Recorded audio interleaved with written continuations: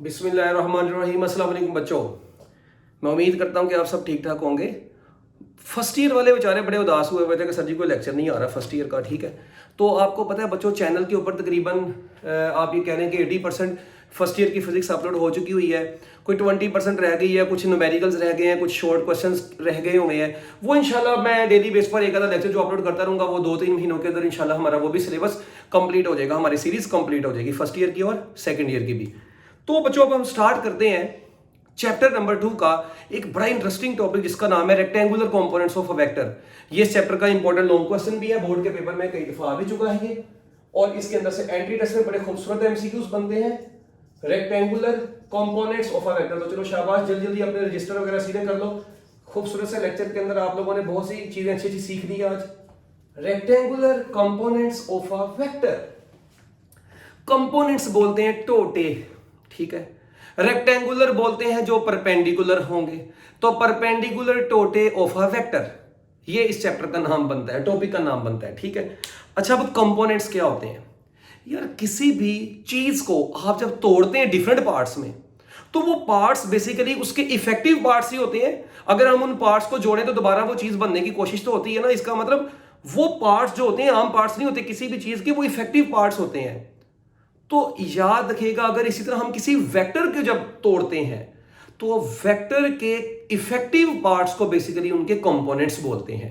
तो effective parts of a vector are called components, ठीक है। अब हम किसी भी वेक्टर को 2 पार्ट्स में भी डिवाइड कर सकते हैं, 3 पार्ट्स में भी डिवाइड कर सकते हैं, 4 पार्ट्स में भी डिवाइड कर सकते हैं, और भाई इनफाइनाइट पार्ट्स में डिवाइड कर सकते हैं। A vector can be divided into infinite parts. Very important MCQ बोला हूं मैं ये, ठीक है। अच्छा, तो एक वेक्टर के कितने कंपोनेंट्स हो सकते हैं? इनफाइनाइट कंपोनेंट्स हो सकते हैं। लेट वी से, मैं कहता हूं मैं एक वेक्टर को 2 कंपोनेंट्स में डिवाइड करता हूं। ये एक वेक्टर था, मैंने 2 कंपोनेंट्स में डिवाइड किया, 2 कंपोनेंट्स आ गए। अगर ये 2 कंपोनेंट्स एक दूसरे के क्या होंगे? परपेंडिकुलर होंगे। इन परपेंडिकुलर कंपोनेंट्स को बोलेंगे रेक्टेंगुलर कंपोनेंट्स। तो सबसे पहले मैं आप लोगों को बच्चों डेफिनेशन लिखवाता हूं, फिर आहिस्ता आहिस्ता चीजें समझ आ जाएंगी आपको। It is possible to split up, it is possible to split up any vector into 2 or more parts।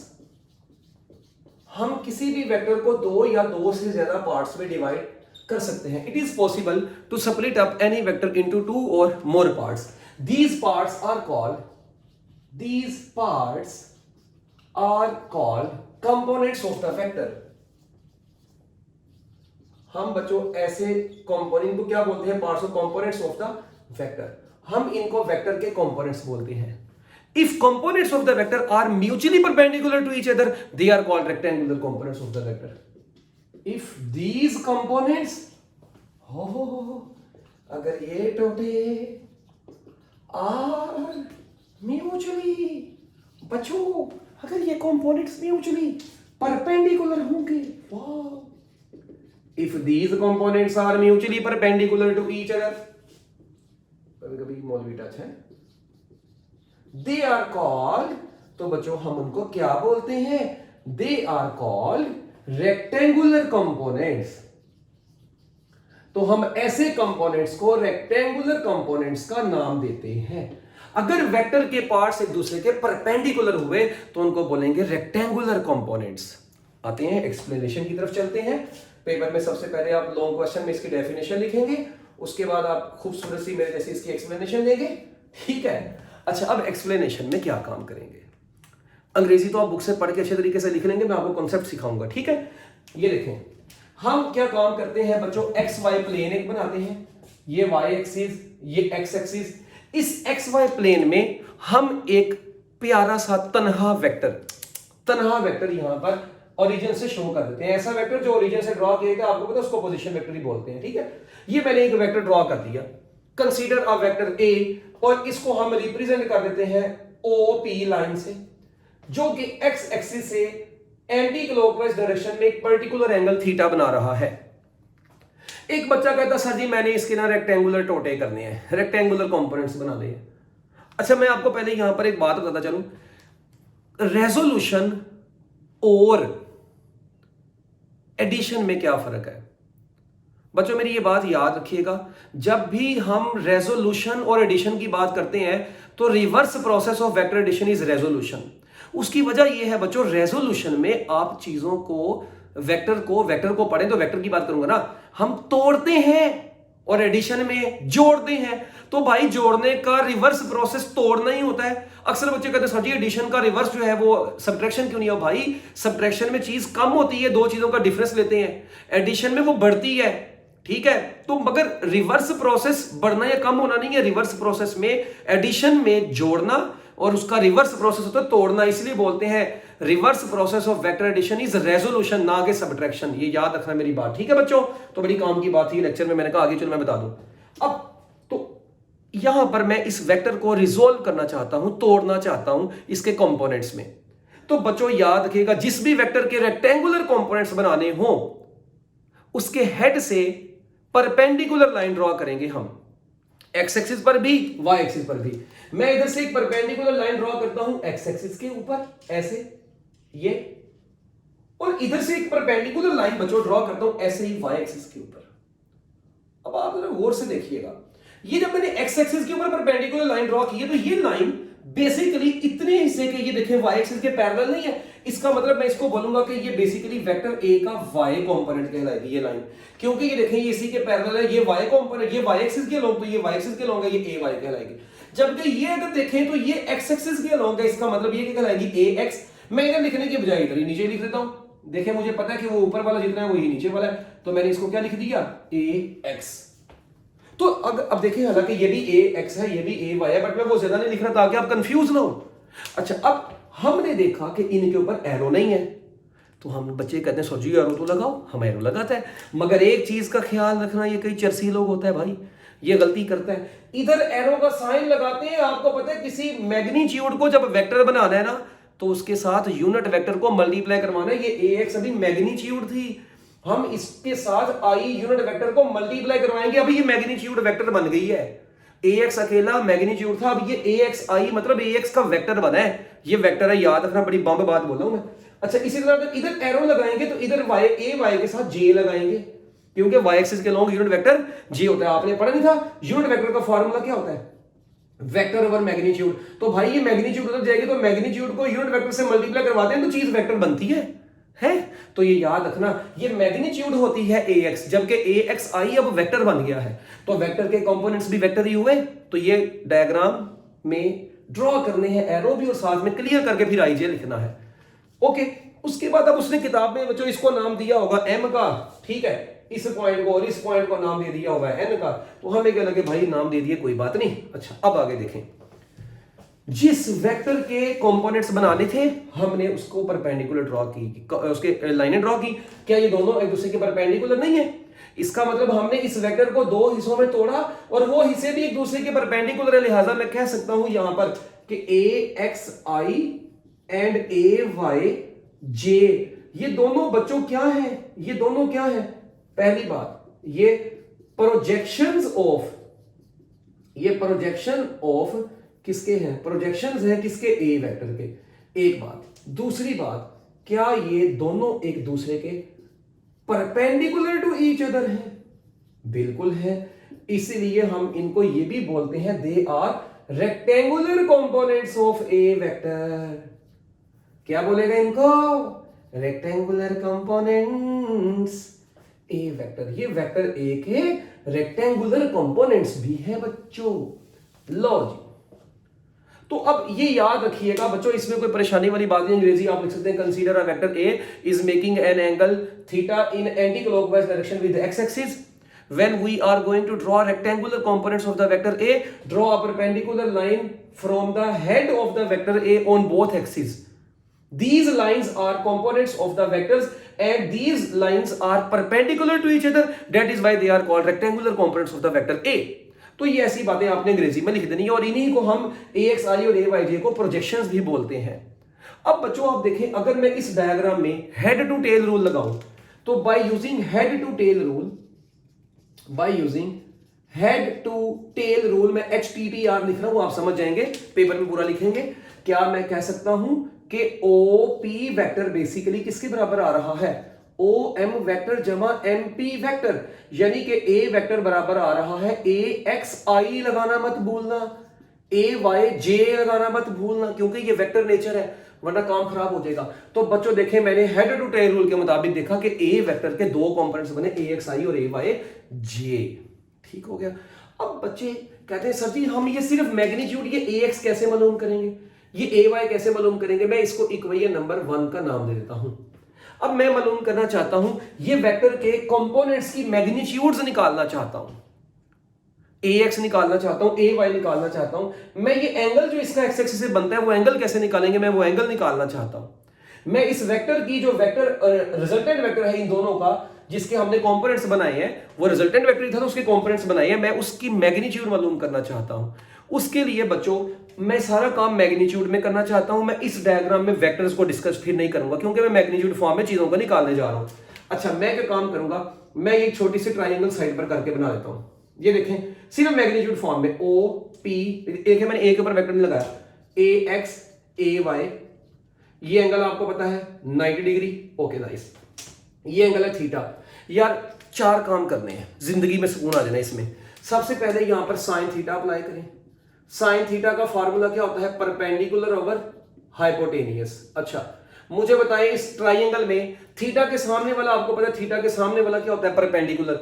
इस वक्त बच्चों यहां पर परपेंडिकुलर कौन है, एम पी, अगर आप गौर से देखें, ठीक है, ये ओ है, तो बच्चों परपेंडिकुलर क्या है, एम पी। अच्छा, फिर हाइपोटेनियस 90 के सामने वाला वो क्या है, ओ पी। अब कई शापर के मुंह में पी को पी से काट देंगे, सॉरी यार वर्ड बोल के बस, पी को पी से काट देंगे।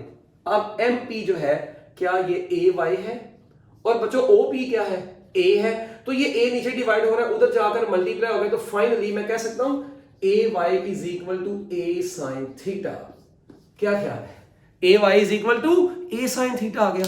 अच्छा, इसी तरह अगर मैं यहां पर कोस थीटा अप्लाई कर दूं, तो कोस थीटा का फार्मूला होता है बच्चों अपना बेस ओवर परपेंडिकुलर है।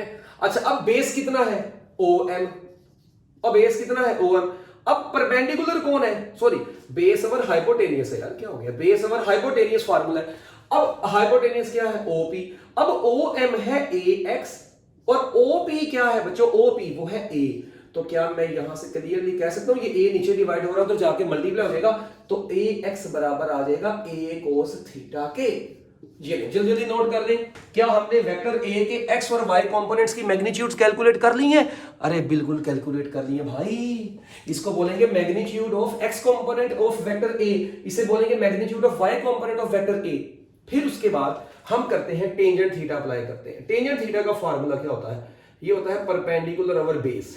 चलो आ जाओ, परपेंडिकुलर थीटा के सामने वाला एमपी, बेस ओ एम है, एम एम से कट गया, पीओ बच गया है, जाने तो यार ऐसे ना करना।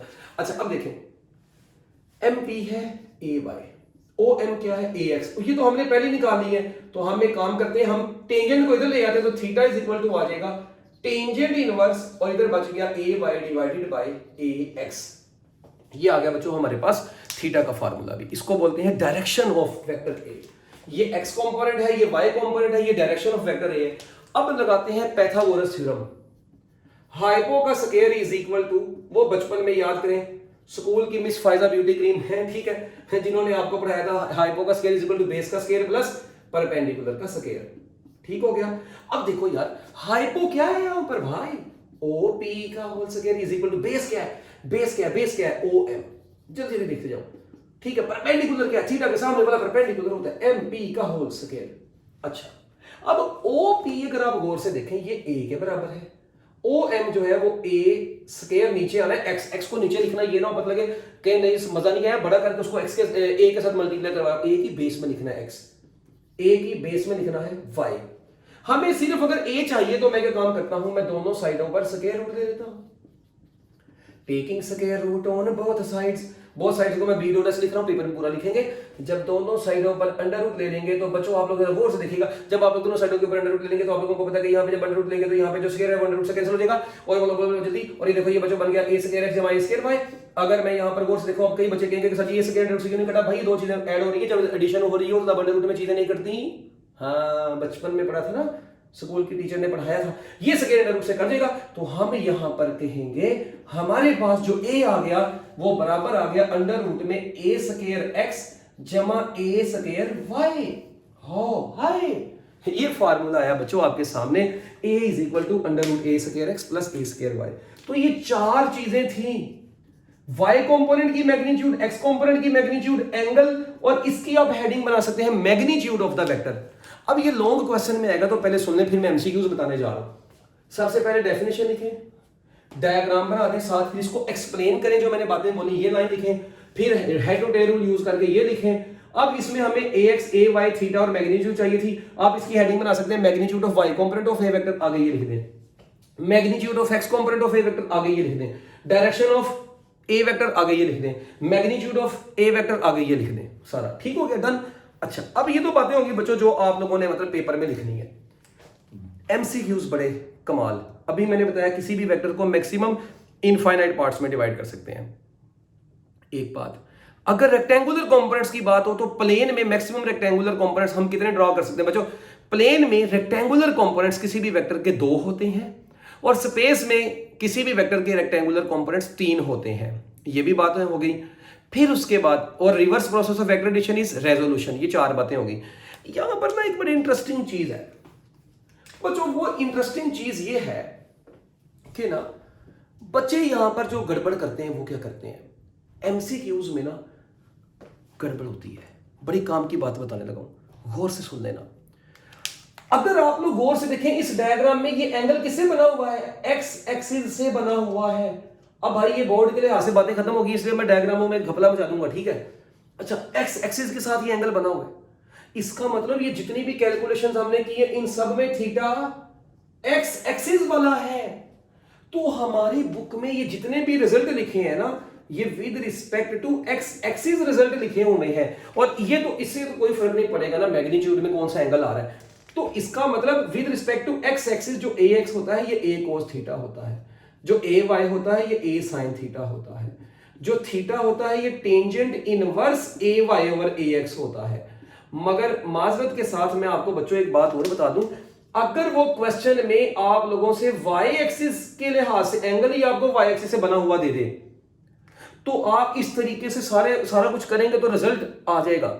मगर एक आसान तरीका भी होता है, वो मैथमेटिक्स का तरीका है कि जब भी एंगल अगर एक्स एक्सिस से बन रहा है ना, तो टर्म्स के साथ कोस या साइन है, तो जब वो एंगल वाई एक्सिस से बनेगा तो वो साइन चेंज हो जाएंगे, क्योंकि साइन 90 माइनस थीटा जो होता है ना वो कोस थीटा होता है। तो देखें, अगर मैं यहीं पर एंगल वाई एक्सिस की बात करूं, अगर मैं आपको ये एंगल वाई एक्सिस का बोल देता, तो आपको पता है ये वाला एंगल तो 90 डिग्री टोटल एंगल माइनस ये थीटा से आना था। इसका मतलब अब यहां पर रूल में, अब यहां पर जब हमने ओवरऑल कैलकुलेशन करनी है तो कोस 90 माइनस थीटा वो बेसिकली साइन में कन्वर्ट हो गया होगा, साइन 90 माइनस थीटा वो कोस में कन्वर्ट हो गया होगा। तो उसकी डिटेल में तो नहीं हम जा रहे हैं, अब हम इसको याद रख लेंगे एमसीक्यूज के लिए। अगर एंगल वाई एक्सिस के साथ क्वेश्चन में दिया हो तो ए एक्स का फार्मूला ए साइन थीटा बन जाएगा, ए वाई का फार्मूला ए कोस थीटा बन जाएगा, और थीटा निकालने का फार्मूला टेंजेंट इनवर्स ए एक्स ओवर ए वाई बन जाएगा। वेरी इंटरेस्टिंग चीज, बहुत कमाल की बात है, ये एमसीक्यूज में आती है। फॉर एग्जांपल मैं आपको पेपर में एमसीक्यू देता हूं जी, angle made by the vector, MCQ सुने, angle made by the vector i plus under root 3j with y axis, ये नहीं। अब मैंने आपसे क्वेश्चन पूछ लिया, angle made by the vector i plus under root 3j, बताए जी i plus under root 3j vector का एंगल जो बनेगा वाई एक्सिस के साथ, बच्चों वो क्या बनेगा? अब बच्चे यहां पे बड़े परेशान हो जाते हैं, वो कहते हैं यार किताब में वाई एक्सिस वाला तो एंगल ही नहीं लिखा। तो अभी मैंने बताया, अगर वाई एक्सिस वाला फार्मूला होगा तो टेंजेंट इनवर्स ऊपर, बच्चों ने याद लिखा था ऊपर वाई नीचे एक्स। भाई अगर उसने वाई एक्सिस की बात कर दी है, फिर ऊपर एक्स कंपोनेंट नीचे वाई कंपोनेंट। अब एक्स कंपोनेंट यहां पर कुछ भी नहीं है आई के साथ, तो 1, वाई कंपोनेंट अंडर रूट 3, और tangent inverse 1 over under root 3 जो होता है, याद रखिएगा ये 30 डिग्री होता है। तो इसका आंसर आएगा 30 डिग्री। अब देखिए मजे की बात, अगर मैं इसी क्वेश्चन में आपको बोल देता ये निकाला है वाई एक्सिस के लिहाज से, अगर मैं इसी क्वेश्चन में बोल देता कि थीटा निकाले एक्स एक्सिस के लिहाज से, फिर फार्मूला होना था टेंजेंट इनवर्स, वही अब y कंपोनेंट √3 x कंपोनेंट 1, तो अब आंसर आता है 60 डिग्री। तो आप देख नहीं रहे, अगर 90 में से 30 को निकालें तो 60 ही बचता है। तो इसका मतलब ये चीजें आप अगर याद रख लेंगे एमसीक्यूज के लिए से तो बहुत अच्छी होंगी। फिर उसके बाद एक बात और, बोर्ड के पेपर में, ठीक है, जो मैंने अपने एक्सपीरियंस की बेस के ऊपर डिफरेंट एमसीक्यूज देखे हैं, उनमें से एक एमसीक्यू और भी बनता है। अगर एक फोर्स ऑफ 10 न्यूटन सिर्फ और सिर्फ एक्स एक्सिस के अलोंग लग रही है, अगर वो एक्स एक्सिस के अलोंग लग रही है ना, तो भाई उसका वाई कंपोनेंट 0 होगा। क्योंकि देखिए ना, एक फोर्स लग ही सिर्फ एक्स एक्सिस के अलोंग रही है, तो उसका वाई के ऊपर क्या असर है। हाँ, और अगर एक फोर्स लग ही सिर्फ वाई एक्सिस के अलोंग रही हो, तो उसका एक्स एक्सिस के ऊपर कोई असर नहीं है। हाँ, अगर वो उनके दरमियान में लग रही होगी, फिर उसके ऊपर दोनों एक्स और वाई कंपोनेंट दोनों का असर होगा, एक्स का भी वाई का भी। तो अगर आपसे पूछा जाए, a force of 10 newton is acting along only X axis, its component along Y axis will be 0। Similarly, a force of 10 Newton is acting along y-axis. Its component along x-axis is 0, क्योंकि उसका कोई असर ही नहीं है एक दूसरे के ऊपर। आपको पता है x एक्सिस के ऊपर y एक्सिस की तमाम वैल्यू 0 होती हैं, y एक्सिस के ऊपर x एक्सिस की तमाम वैल्यू 0 होती हैं, उनके दरमियान में x और y दोनों की वैल्यूज मौजूद होती हैं। तो ये बात आप लोगों ने याद रखनी है। लो बच्चों, ये बड़ा खूबसूरत सा आपका लेक्चर था, ठीक है। मैंने कोशिश की है कम टाइम के अंदर ही मैक्सिमम चीजें आपको बता सकूं। तो जो बच्चे अभी तक चैनल में न्यू आए हैं या जिन्होंने अभी तक चैनल को सब्सक्राइब नहीं किया हुआ, पुत्र लाजमी सब्सक्राइब करें, बेल आइकॉन के ऊपर लाजमी आप लोगों ने क्लिक करना है और अपने दोस्तों के साथ लाजमी चैनल को शेयर करना है, ठीक है। और आपको कोई भी मसला हो मेरे से आप कमेंट्स करके पूछें, ठीक है। कमेंट में लाजमी आप मेरे से पूछिएगा, मैं आप लोगों को इंशाल्लाह अच्छे तरीके से रिप्लाई देने की कोशिश करूंगा। और दूसरा बात ये कि भाईजान, आप लोगों को कोई भी टॉपिक मुश्किल लगता है ना, ठीक है, या कोई भी चीज़ आपका कोई क्वेश्चन है, वो आप कमेंट्स के ऊपर भेजें, मैं इंशाल्लाह आपको उसकी वीडियो भी अपलोड करके आंसर प्रोवाइड करूंगा। ओके बच्चों, बेस्ट ऑफ लक, अल्लाह हाफिज़।